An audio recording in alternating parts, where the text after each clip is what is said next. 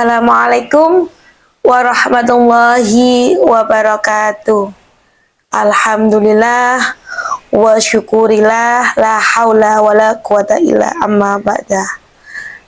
Bersama Forda PAC Kecamatan Ngetos, tetap semangat sahabat-sahabat di bulan suci menjalankan semua rangkaian ibadah untuk semuanya dan khususnya untuk sahabat Fatayat PAC Kecamatan Ngetos. Alhamdulillah, setelah kemarin dibahas oleh sahabat Habibah perkara yang mewajibkan mandi sedetail itu dan sejelas itu dan dibawakan dengan lemah lembut dan lengkap. Kali ini kita akan membahas tentang fardunya mandi. Bismillahirrahmanirrahim. Qala mu'alifu rahimallahu ta'ala wa nafa'na bihi wa fi ulumihi fid dharaini amin amin ya rabbal alamin. Faslun ayhada faslun utawi iki iku fasal suci. Wa faraidul ghusli utawi pira-pira fardune adus iku salah satu asya'a telu pira-pira perkara. Menerangkan tentang rukunnya mandi. Di sini mandi yang dimaksud adalah mandi besar. Kemarin sudah diterangkan sahabat Habibah perkara yang mewajibkan mandi. Sekarang kita membahas rukunnya mandi. Mandi di sini apa artinya? Secara bahasa adalah sailanul ma'i, mengalirkan air. Yang kedua secara istilah sailanuhu ala jamil badani bin niyati mahsusatin, yaitu niat mengalirkan air ke seluruh tubuh dengan niat tertentu. Yang pertama an-niyatu siji rupani niat. Niat ini ada di awal fardu. Jadi mana anggota yang kita basuh terlebih dahulu itu yang kita niati. Misalkan kita ingin membasuh tangan, ya tangan dulu. Jadi sambil membasuh yang pertama itu kita niat. Nah, niatnya di sini diterangkan fayanwi al junubu raf'al janabati awil hadisil akbar. Fayanwi wongko niat sopo al junubu wong kang junub raf'al janabati yang ngilangi janabah awil hadasil akbar. Jadi boleh kita mengatakan nawaitu ghuslal akbari minal jinabati, boleh, atau nawaitu ghuslal akbari saja boleh, atau nawaitu ghuslal akbari minal hadasil akbar juga boleh. Yang terpenting adalah nawaitu ghuslal akbari, kita niat mandi besar, itu ta'yin yang utama sama lillahi ta'ala. Kalau yang haid nawaitu ghuslal akbari minal haidi lillahi ta'ala. Nifas juga gitu, kalau tidak bisa ya pakai bahasa Jawa nggak apa-apa. Niat ingsun atus gede krono. Nah, kalau nggak bisa ya bahasa Indonesia. Yang terpenting itu ketika niat sholat saja kita pakai bahasa Arab. Terus kalau terjadi kita niatnya di tengah-tengah baru niat, maka nggak boleh, harus mengulang lagi. Atau orang sudah mandi keseluruhan tubuh, sudah meratakan air baru niat, maka dia wajib mengulang. Karena niat di sini adalah awalil fardi, wajib di basuhan yang pertama. Terus yang selanjutnya wa izalatin najasati, wa izalatun najasati lan ngilangi najis ingkanat lamun ono apa najis iku ala badani ing atase awake wong.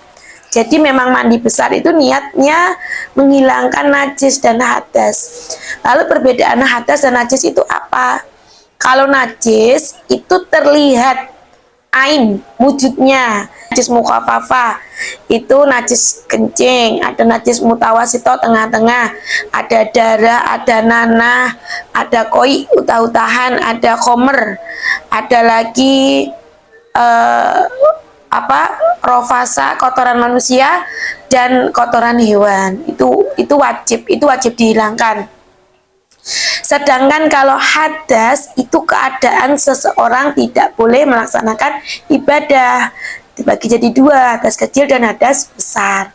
Kalau hadas kecil itu cara kita suci dari hadas itu dengan wudhu. Kalau hadas besar itu dengan mandi. Kalau najis itu dihilangkan dengan air yang mengalir sampai hilang rasa, bau, dan warna. Tergantung jenis najisnya. Kalau najis mukhafafah cukup diciprati air saja atau seperti masku diulap sama air, diperciki. Tapi kalau hadis mutawasito itu airnya harus mengalir. Kalau hadis mugholado, kalau najis mugholado maka dengan 7 basuhan. Pertama dengan debu, yang selanjutnya dengan air sampai bersih, sampai 7 kali minimal itu. Nah, itu bedanya hadis sama najis.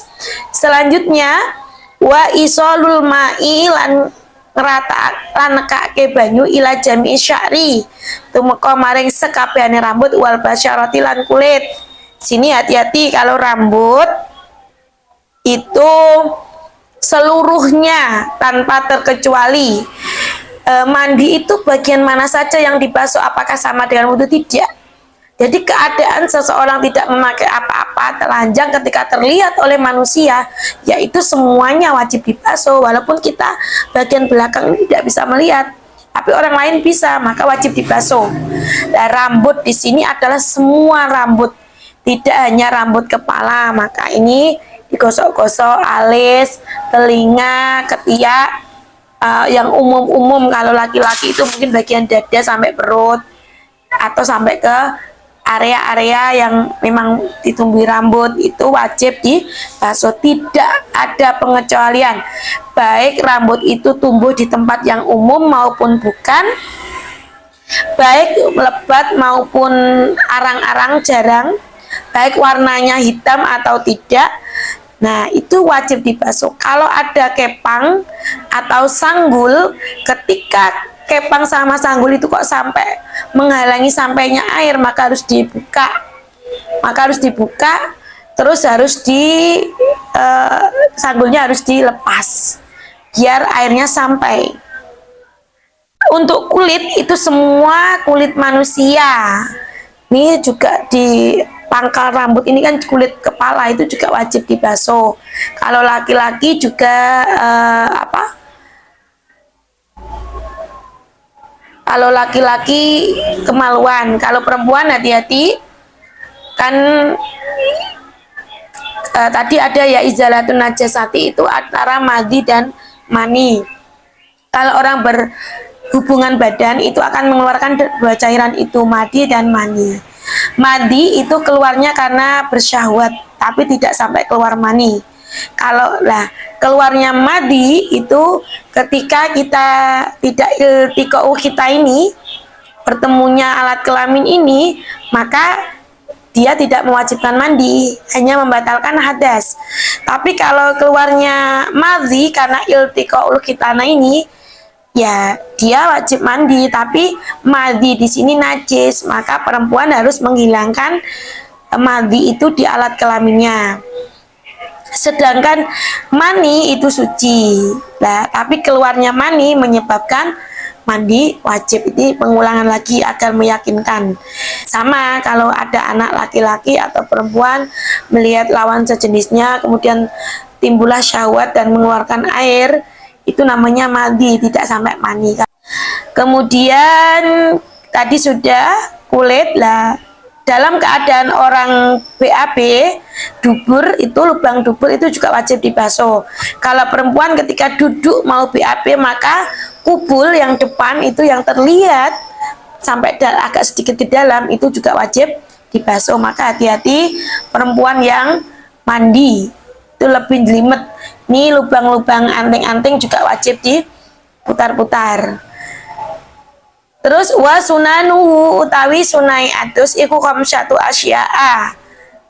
Sunahnya mandi ada 5. Yang pertama atas miatu membaca bismillah. Wal wudu'u qablahu, dan wudu sebelum mandi. Ini disunahkan karena niatnya kita kan menghilangkan hadas. Sebelum kita hadas besar maka hadas kecil dulu dibersihkan. Wa imrarul yadi lan nekaake tangan ala jasati ing atase badan. Nanti menggosokkan tangan ke badan, hati-hati yang memakai skincare, hand body dan lain-lain itu kan agak apa ya, agak agak licin. Wal mualatu dan nuli-nuli. Nuli-nuli di sini adalah bersambung. Maka setelah mandi ritualnya apa ya terus? Watak timul yumna ala yusro. Lah ini kenapa indahnya Islam itu membahas dari hal-hal kecil. Kenapa selalu mendahulukan anggota kanan? Karena di tubuh kita, jantung, paru-paru, bahkan kedua ginjal dan tangan dan kaki, itu saraf yang paling kuat adalah kanan.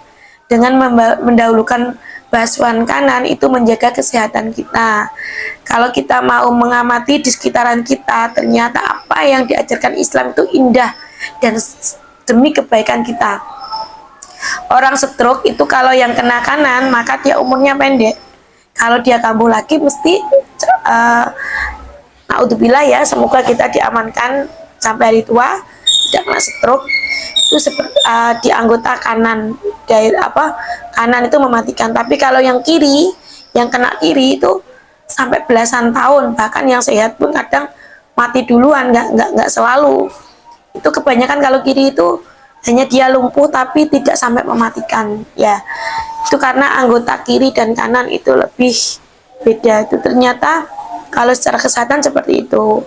Indah sekali ya. Islam itulah Islam. Tuh dari kami alhamdulillah rukun dan sunnahnya mandi sudah kita bahas.